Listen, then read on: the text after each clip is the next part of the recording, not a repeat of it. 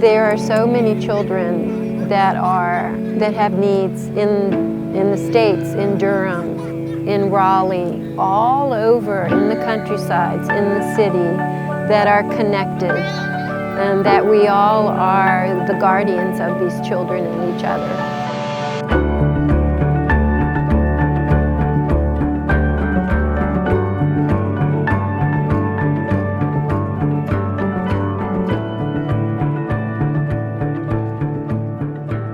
LiveGlobally is established so that we can have a widespread network of awake people that can help either create networks or resources for fresh water, for health, information, or even human contact to support parents to raise children or feed children or educate children.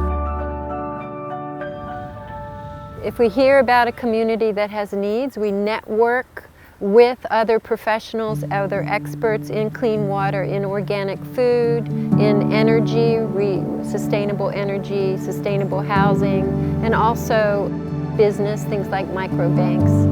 And then we directly, personally go into the community to see what their needs are. So they tell us from their culture what it is that they feel, how they want to grow themselves, what's important to them. And then we work together in a model that will be sustainable.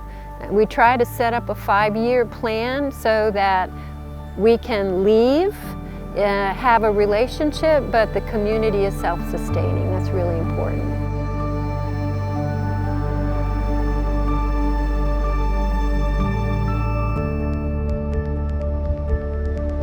LiveGlobally is a conversation.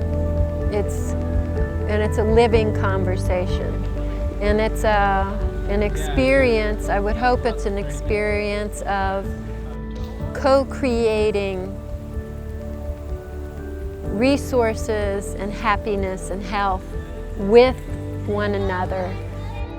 So the more that we can pick each other up, and we can also send attention to people in cultures that are it would be so convenient to just forget them, right?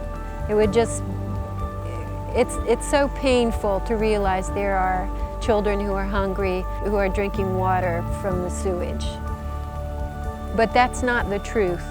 And we're never going to feel better about ourselves until we pick that up and we help each other in the truth of what's really happening.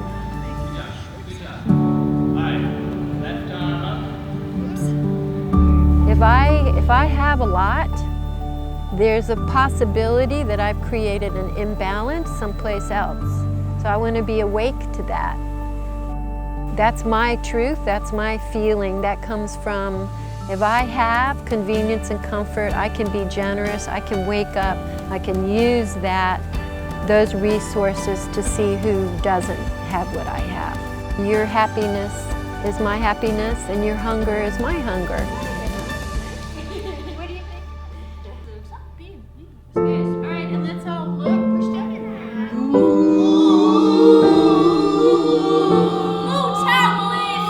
I love working with these children because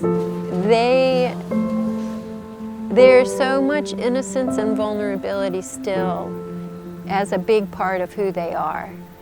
And it just proves that if we allow ourselves as adults to be vulnerable and touch into our own innocence, what a well of wisdom is there in our innate goodness. If we don't cultivate consistent environments of warm-heartedness and non-aggression, how can we expect that these children are going to grow up to be leaders in the world that are not aggressive? How amazing would it be to have leadership that's cultivated out of warm-heartedness, which is deep, deep wisdom. This is the hardest project.